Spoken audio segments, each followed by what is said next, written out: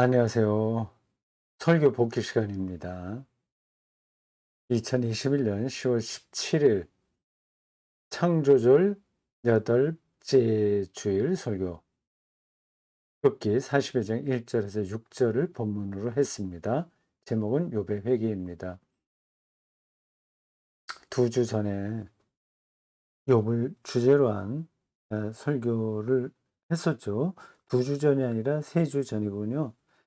10월 제가 어디를 보고 말씀드린 겁니다. 한 달 동안 그 예배 자료 준비한 그 용지가 저기 보여요. 그래서 10월 3일에 욥기 1장 1절, 2장 1절에서 10절을 중심으로 욥의 욥의 제목이 잠깐만요. 욥의 재난, 욥의 믿음이었습니다. 오늘은 욥의 회개. 이번 달에 욥기를 본문으로 2번 하는군요. 욥의 재난, 욥의 믿음, 욥의 회개 이렇게 이어집니다. 엽기는 아주 특별한 책입니다. 그리스도론에 가장 어울리는 구약 성경이 욥기라고 할 수 있습니다. 욥이나 예수님이나 다 무죄한 자의 고난을 대표하는 이입니다. 욥이 이 나중에 42장에 오늘 설교 본문입니다. 완전히 생각을 바꾸잖아요. 티끌과 재 가운데서 회개했다 고백했습니다. 티끌과 재는 두 가지 의미가 있다고 말했습니다. 욥이 뭐 완전히 이제 재산도 다 없어지고 자식들도 다 죽고 아내도 자기를 비난하고 에, 자기 몸은 거의 병들어 죽을 지경이었습니다. 완전히 저주받은 운명이었습니다. 그 악성 피부병에 걸린 사람들은 마을에서 격리됩니다. 쓰레기장, 쓰레기 하차장 같은 데 가야 돼요. 티끌과 재가 있는 거죠.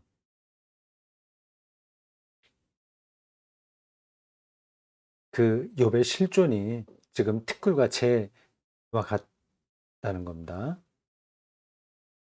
그렇죠.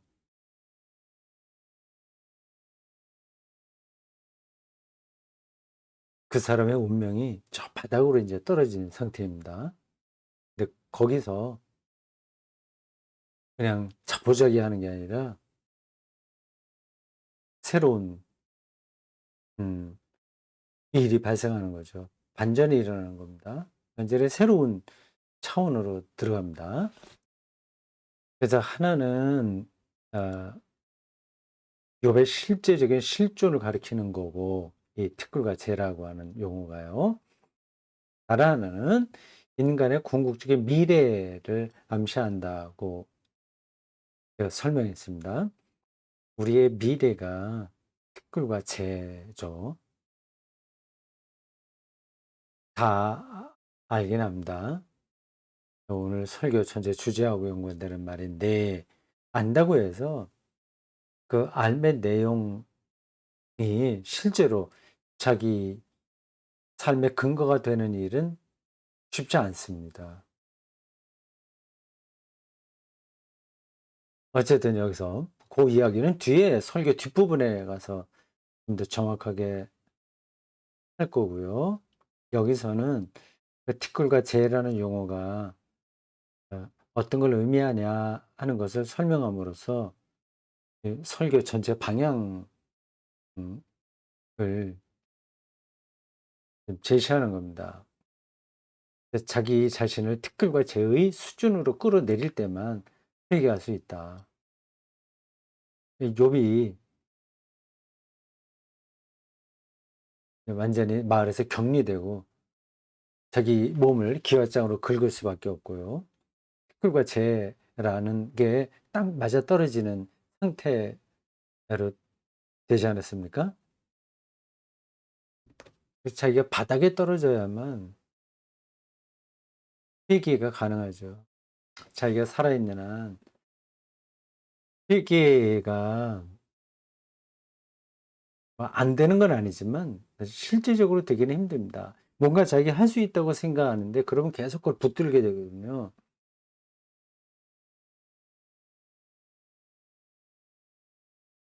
그리고 그런 수준의 회개만이 참된 회개라는 뜻일지 모른다. 이렇게 얘기했습니다. 자기는 뭐 있을 게 다 있고 뭐 즐길 거 다 즐길 만하고 모든 게 갖춰진 상태에서 회개하는 건 바른 회개가 될 수 없죠. 인간의 본질 자체가 그렇습니다. 이거하고 연관되는 그 복음서에 나오는 한 이야기는 다음과 같습니다. 얼마 전에 그 설교의 주제이기도 했습니다. 부자 청년이 예수님에게 어떻게 해야 영생을 얻을 수 있겠냐 하는 그러한 이야기로부터 시작되는 그 본문이었습니다. 결국 이 부자 청년은 다 실망하고 돌아갔다고 하지 않습니까? 그 자기에게 너무 많은 게 남아 있으니까 그건 여전히 이제 자기에게 매달리게 되는 겁니다. 그러니까 우리들은 다 회개하기가 힘든 음 상황에서 삽니다. 좀 풍족한 거죠, 상대적으로. 그러니까 어딘가 내가 만들어 놓은 것을 믿을 수 있는 겁니다. 그러니까 믿을 수 있는 구석이 있는 거예요. 그러니까 하나님만을 향해서 돌아설 수 있겠습니까? 아 저도 그렇습니다. 참된 회개가 그러니까 하나님만을 향해서 돌아서야 되는 건데 이게 티끌과 재의 수준에 떨어지지 않은 상태에서 과연 가능하겠냐 하는 거죠.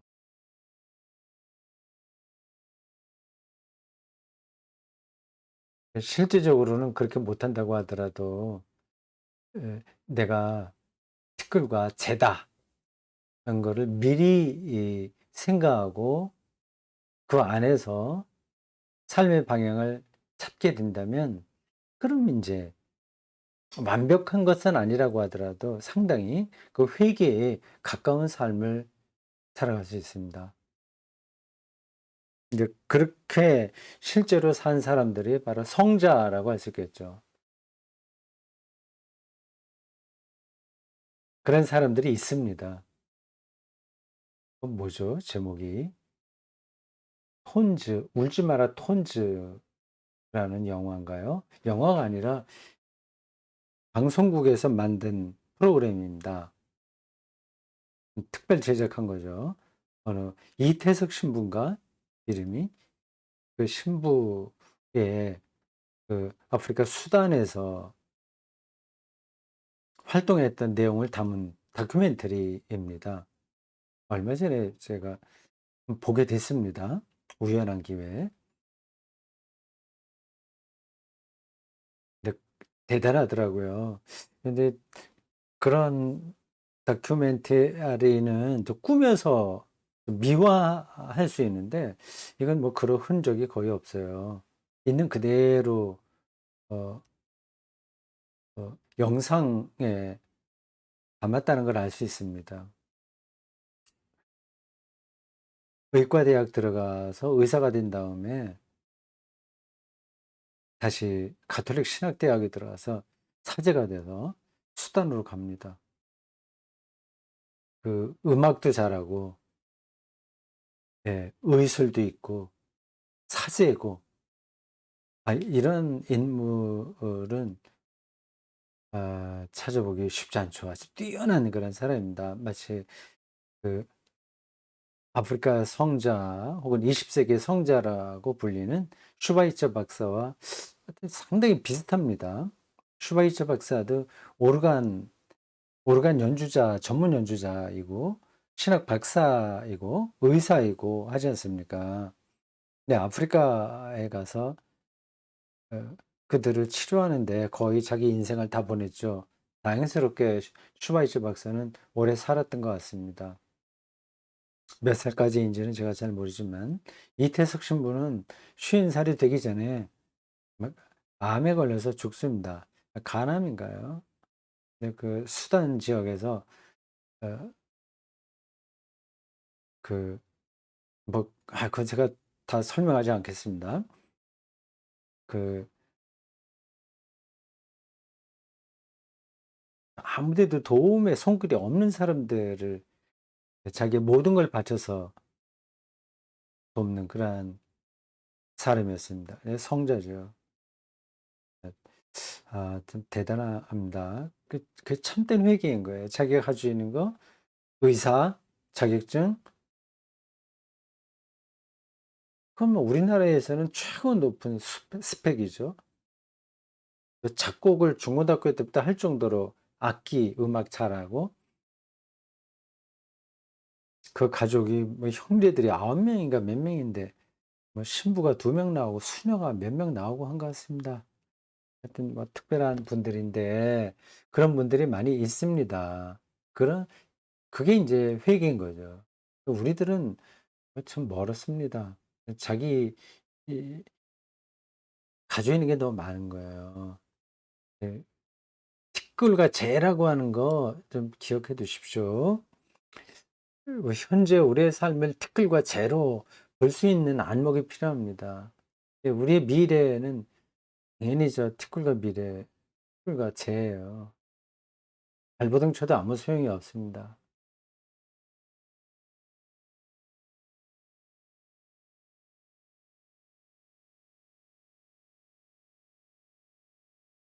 바울 욥이요. 잠깐 바울 얘기하네. 예, 바울도 오늘도 제가 이야기를 한 사람입니다.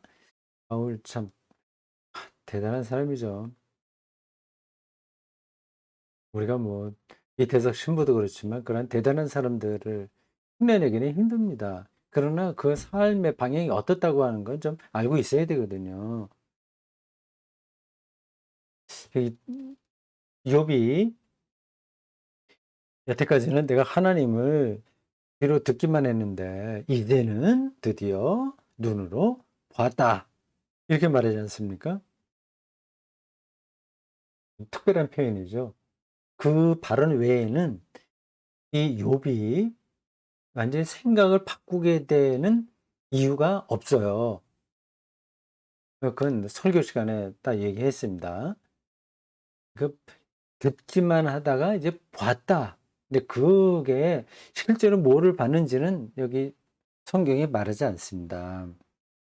제가 오늘 설교에서 그 두 가지를 설명한 겁니다. 제법 설명을 잘했다고 보는데 여러분들은 어떻게 생각하십니까? 우리가 들어서 아는 수준으로 지금 세상을 삽니다. 다 세상이 그렇게 작동되고 있어요. 그래서 더 이상을 우리가 보지를 못합니다. 그 눈치도 못 채고 있습니다. 그게 최선이라고 생각합니다.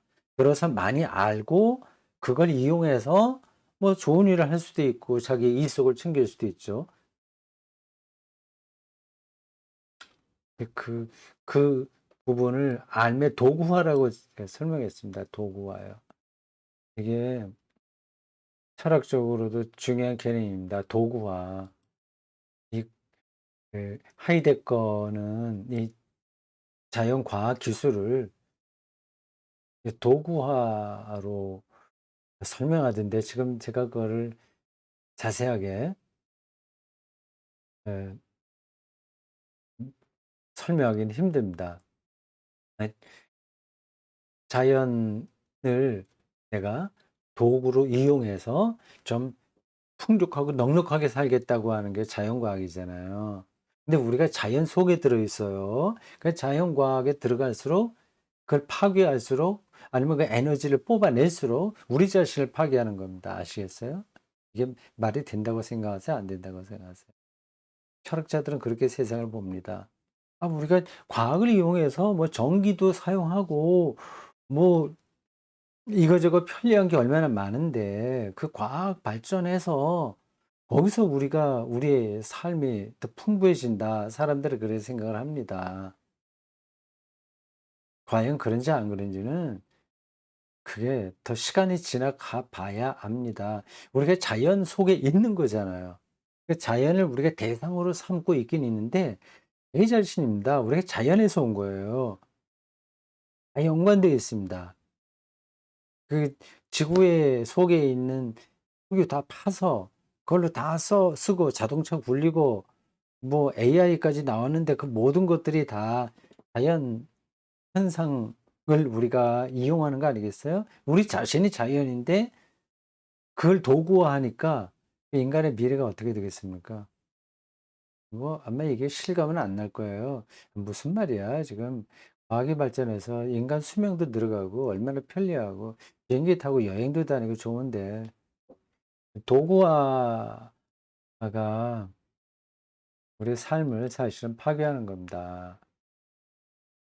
도구가 필요하긴 하죠. 근데 그걸 이용하는 이용하는 데만 떨어지지 그것에 하이데거식으로 얘기하면 존재를 놓치는 거예요.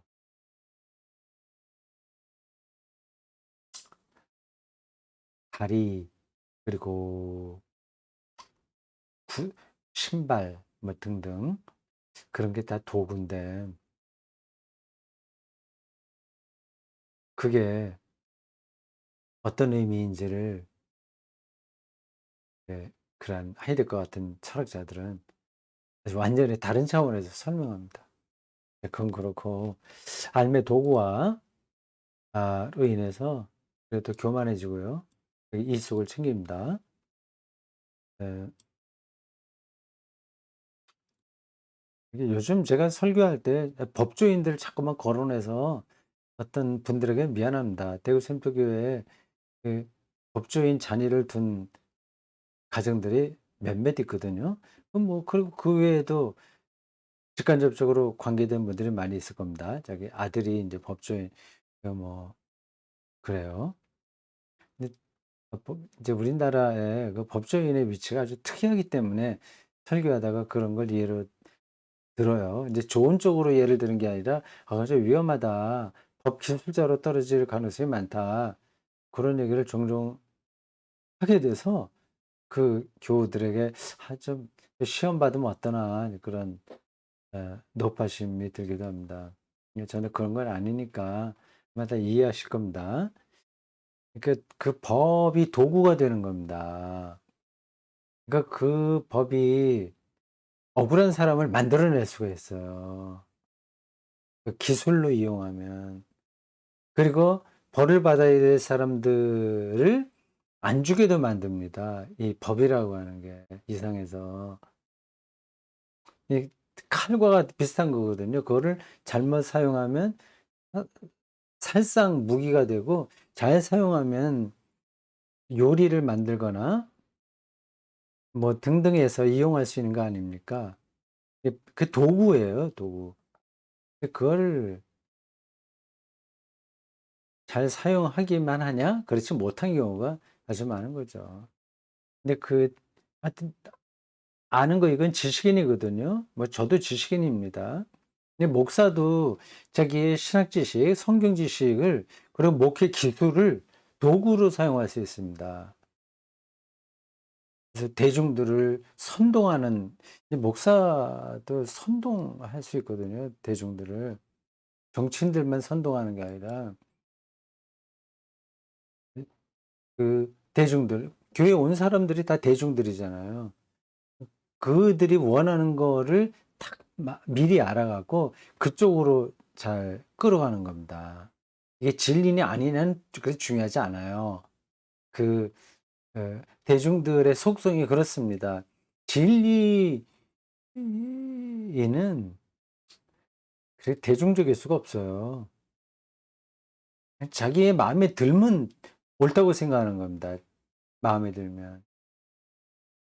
목사가 자기가 살아가는 방향에서 좋은 쪽을 인정해 주고 그래서 잘 되라고 격려하고 서로 인격적으로 좀 좋게 대우해 주고 하면 따르게 되어 있습니다. 진리? 진리를 사실 알지도 못하고 그건 감춰져 있고 그 진리에 대한 관심이 이렇게 사람들에게 일반 사람 대중들에게는 많지 않습니다. 나에게 유익이 되냐 되지 않냐 거기에 민감하게 반응합니다. 목사도 성경 지식을 도구화할 수 있어요. 그게 여러분들 눈에 보일 겁니다. 근데 목사라고 해서 성경을 하나님의 진리 가운데서 접근하고 사람들에게 알려주고 하지 않습니다. 물론 노골적으로 잘못 가르친다는 게 아니라 노골적으로 도구화하는 건 아닌데 자기도 모르게 그렇게 돼 버려요. 그게 하나님의 뜻이라고 자기는 생각하는 거죠. 뭐 기복주의 신앙 이런 것들은 뭐 다 성경을 도구화하는 겁니다.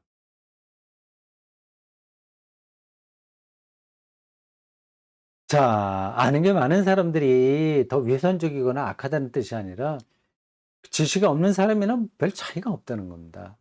기본적으로는. 모르는 사람은 모르는 사람으로서 좀 잘하거나 못할 수 있고, 많이 아는 사람은 많이 아는 사람으로서 뭐 잘할 수도 있고 못할 수도 있고, 그런 정도예요. 그러니까 이 지식이, 들어서 아는 지식이 우리 삶에 그렇게 중요하지 않습니다. 그건 좀 단정적으로 말하기는 힘든데, 이게 어떤 뜻인지는 여러분들 아실 겁니다. 그러니까 들은 걸로 사는 거죠. 욥이 그랬습니다. 세례도 예로 들었습니다. 세례 뭐 예수와 같이 죽고 산다 얘기하는데 그 하나의 정보로 떨어져 있을 뿐이지. 그리고 시간이 갈수록 그러한 기초적인 신앙 내용마저 아주 미지근한 상태가 돼 버립니다. 음 세례를 다시 곱씹으면서 신앙생활하는 신자들이 그리 많지 않아요. 일종의 신앙적인 매너리즘에 떨어지는 거죠. 세례 이게 함께 죽고 함께 살았다. 예수와 함께 예수의 십자가와 함께 죽고 예수의 부활과 같이 다시 살았다는 의식 아닙니까? 이게 기독교인의 출발이잖아요, 세례가. 세례 받음으로써 기독교인이 되는 겁니다. 이제 앞으로 이렇게 살겠다고 하는 거예요.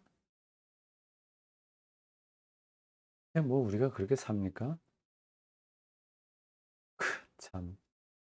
교회 안에서 벌어지는 싸움들, 목사와 장로가 싸운다거나 목사들끼리도 싸우고 세례받은 사람들이라고 할 수 있을까요?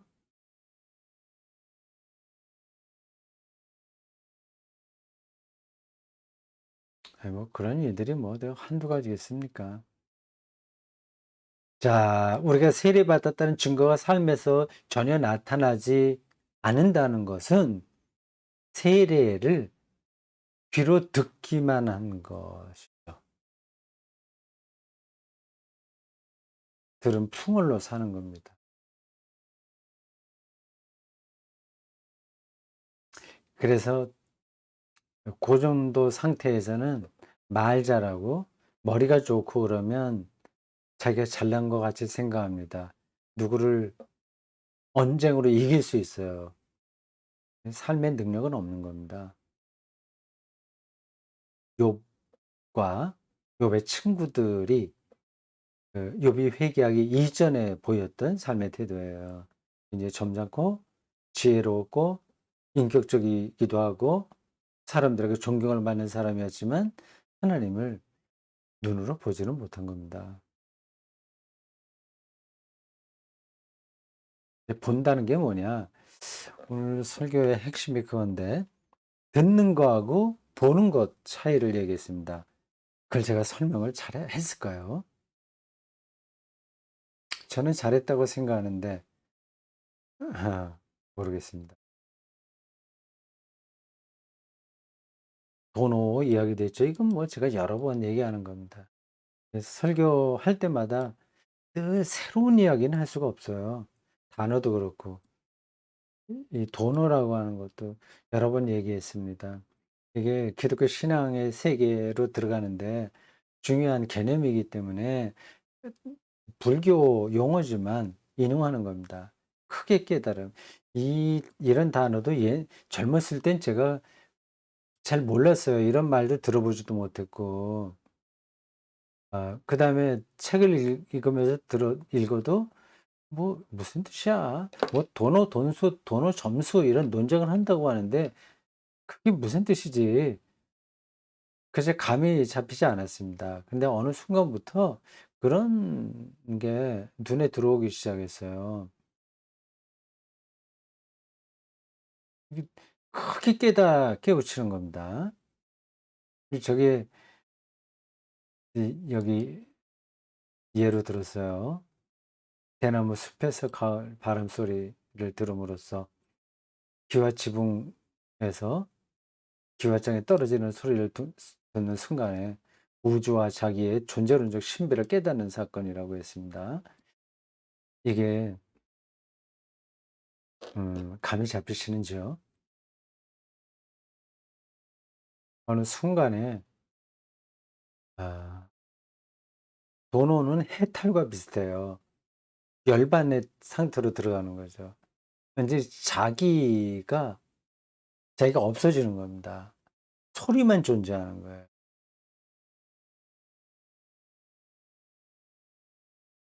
그러니까 자기가 무화되죠. 없어지고 소리만 있는 그런 상태에 들어가게 된다면 완전히 자유로워지는 겁니다. 근데 우리가 자유로워지 못한 건 '내가 어떻게 될까 봐.' 하는 걱정 때문이 아니겠습니까? 그건 인제 뛰어넘는 거죠. 그 큰 스승들은 다 그랬습니다. 불교도 그렇고 뭐 이슬람교도 그렇고 타종교 다 그랬습니다.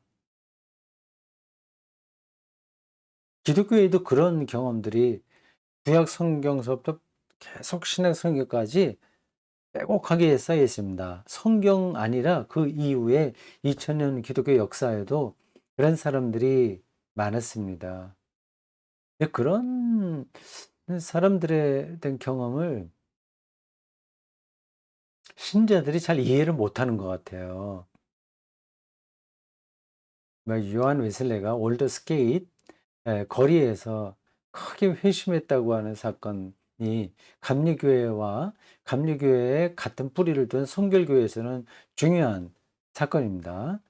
이 저도 신학대학 다닐 때 웨슬리 신학 많이 들었거든요.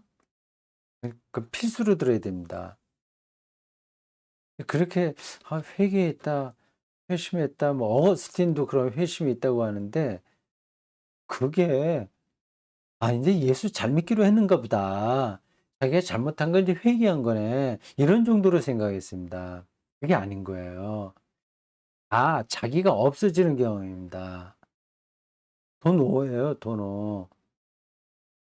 그러니까 재와 티끌과 재의 상태로 자기가 완전히 들어가 버리는 겁니다. 그렇지 않으면 회심은 불가능한 거예요. 성경에도 이러한 도노 사건들이 많이 나옵니다. 두 가지만 예로 들었죠. 호렙산에서 하나님 경험한 모세. 그건 뭐 그 재미있는 동화 이야기처럼 신자들이 생각할 뿐입니다. '신기하네. 불이 붙었는데 타지는 않네. 거기서 하나님이 나타나셨구나. 나는 스스로 있는 자다.' 이렇게 말하셨으니까 창조주 하나님이시지. 그때부터 모세가 새로운 소명을 들고 자기 민족을 구하기 위해서 이집트로 다시 돌아갔어. 그런 정도죠. 근데 그 모세의 호렙산에서 경험한 하나님을 인문학적인 차원에서 설명할 수 있어야 됩니다. 그 이게 도노와 같은 거예요. 음. 무아, 무아 혹은 자기 무화. 그죠? 자아가 너무 쌩쌩하게 살아 있어서 모든 게 문제인데 그게 거의 없어지는 상태. 이제는 바람 소리만 절대이고 하나님의 통치만이, 하나님의 사랑만이 자기 전 존재라고 생각하는 겁니다. 그렇게 느끼는 거, 그렇게 충만하게 경험하는 겁니다. 그게 쉽지가 않아요. 그게 뭐 부흥 강사들 뭐 회개했다고 말하고 또 신자들 회개시킨다고 하는데 그건 다 감정적인 에, 자기 자기 어, 반성에 불과한 겁니다. 말씀꾸러기 아들이나 딸이 아버지 어머니에게 어느 날 와서 이제 추궁당하고 크게 잘못된 거 깨닫는 거 뭐 그런 정도죠. 그게 회개는 아닙니다. 성경이 이야기하는 회개는 그게 아닌 거예요. 하나님 경험은 그게 아닙니다. 바울의 담메색 도상에서의 주님 경험도 그와 같습니다. 완전히 새로운 삶의 차원으로 들어가는 겁니다. 저도 이렇게 말만 하지 "그런 새로운 차원의 삶에 들어갔냐? 대답해 봐라." 하면 당장 "맞다." 이렇게 대답하기는 부끄럽습니다. 근데 그게 어떤 것이라는 것은 알고 있어요. 그리고 그쪽으로 들어가려고 노력하고 있을 뿐입니다. 그게 길이니까. 예, 제가 구원받는 길이니까.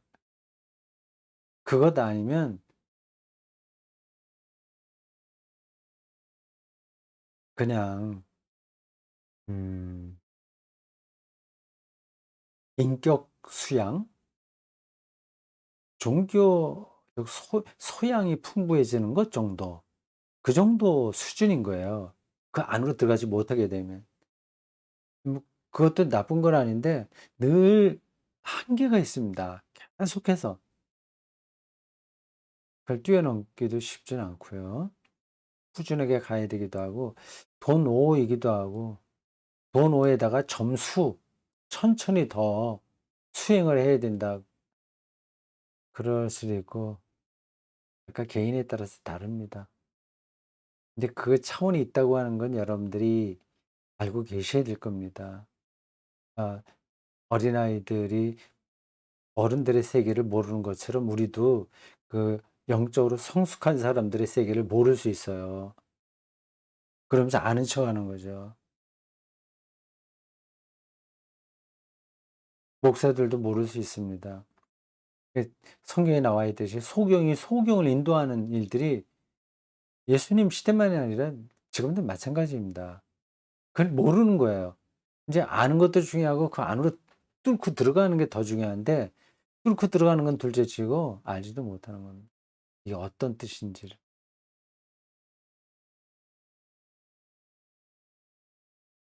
여기 티끌과 재 가운데서를 앞에서도 이야기했고 설교 뒤에 한 번 더 언급한다고 했습니다. 그래서 그 표현이 중요하기 때문에 제가 두 번 짚은 겁니다. 죽어야 회개하게 된다. 앞에서는 이 욥의 실존이 티끌과 재다. 그리고 우리 인간의 궁극적 미래가 티끌과 재다. 그 안에서만 회개가 가능하다. 그런 얘기를 했습니다. 여기서도 비슷한 이야기이긴 합니다만 약간 다르게 설명했어요. 죽어야 회개하게 된다. 그전에는 이게 참 해결되기 어려운 건데 내가 살려고 너무 발버둥 칩니다. 저를 포함해서 하는 얘기예요. 그래서 물속에 들어가는데 살려고 발버둥 치니까 물에 뜰 수가 있습니까? 죽으면 발버둥을 못 쳐요. 그럼 저절로 물에 뜨게 되는 겁니다. 살아있는 한 우리가 또 죽을 수 없으니까 발버둥을 치게 돼요. 근데 가능하면 이제 발버둥 치지 말고 힘을 빼고 물에 맡기면 되는데 그것도 쉽지가 않습니다.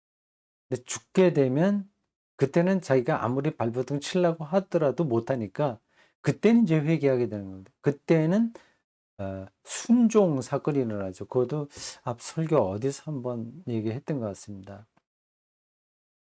그제서야 생명이 무엇인지, 이제 죽음 거의 직전에 한 일주일 후에 제가 늙어서 한 일주일쯤 생명이 남았다면 그거야 우리가 시간을 정할 수는 없지만 하여튼 거의 막바지에 가면 아, 내가 지난 살아온 90년 뭐 이 인생이 어떻구나 하는 게 눈에 보이고 힘을 다 빼게 되는 거죠.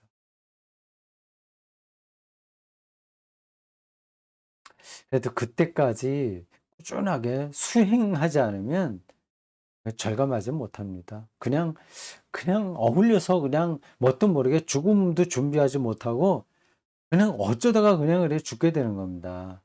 그래도 하나님께서 자비를 베풀어 주시겠죠. 거기서 정신 차리는 사람이 있고 못하는 사람의 차이가 있습니다.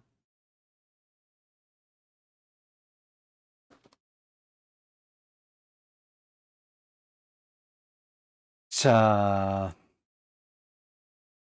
여기 일상에서 살아있음을 충만하게 그리고 실질적으로 경험하는 것, 이게 바로 살아있음을 교회 다니지 않는 사람들에게도 설명하는 방법이라고 제가 말씀드린 겁니다. 그래도 그게 다 깔끔하게 전달되지는 않은 것 같아요. 살아있음을 충만하게 일상에서 경험하는 거예요. 생명을 경험하는 거고 그게 부활을 경험하는 겁니다.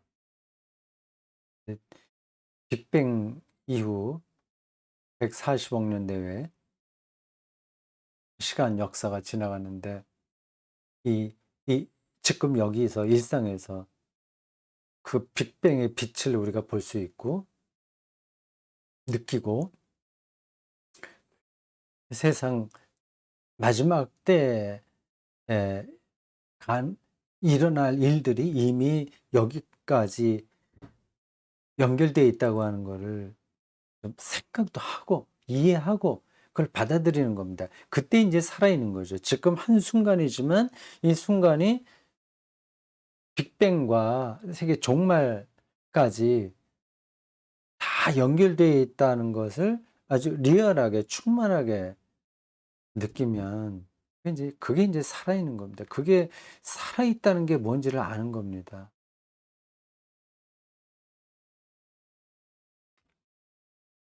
뭐 그런 생각이 우리의 영혼을 가득 채우게 된다면 뭐 우리가 보통 뭐 '저 사람 잘났네. 어떻네.' 하는 그런 조건이 아니라고 하더라도 우리는 살아 있음을 어 아는 거죠. 정말 살아있는 거죠. 살아있는 그냥 그러니까 이렇게 숨 쉬고 먹고 자고 하는 살아있는 그거는 인제 생물학적으로 살아있는 겁니다. 이게 더 중요한 거예요. 근데 여기에 영원한 시간의 과정에 우리가 들어있다는 생각이 분명해지면 저는 새롭게 사는 겁니다. 말이 되나요?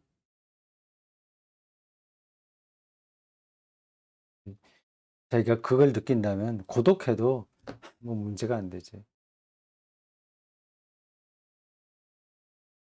다 늙어서 아무도 찾아보지 않고 혼자서 오막살이에 머물러 있어도 그게 뭐가 문제가 되겠어요.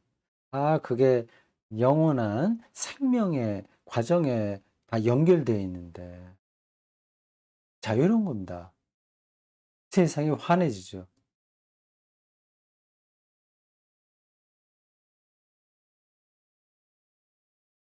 자, 오늘 여기까지 하겠습니다. 아, 제가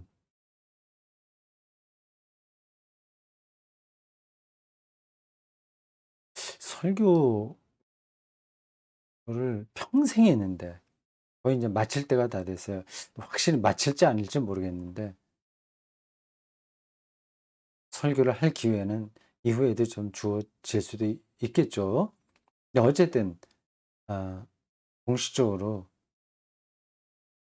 끝나는 시간이 가까우는데 그럼 거의 평생 한 거잖아요. 40년 했으니까. 80 년에 1980 년에 목사 안수 받고 지금 2020 년이니까. 근데 젊었을 때 '내가 설교를 제대로 했나?' 하는 생각이 점점 더 들어요. '성경의 세계를 과연 내가 이해하고 설교했나?'